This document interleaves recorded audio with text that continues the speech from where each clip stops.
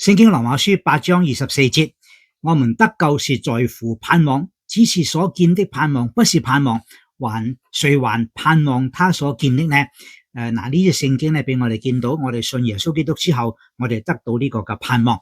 英文聖經 NLT 嘅一個嘅翻譯係 We were given this hope when we were saved 嘅意思就係話，當我哋信耶穌基督嘅時候，我哋就得着呢個嘅盼望，永生嘅盼望。耶穌基督再嚟嘅時候，我哋可以被提空中與主相遇嘅呢個嘅盼望係好得無比嘅。但意思即係話，未信主嘅人呢係冇呢個盼望。信咗耶穌，我哋有呢個盼望。我相信大家都知道，人活着世上，若果係冇希望、冇盼望嘅話呢，人就好難活着。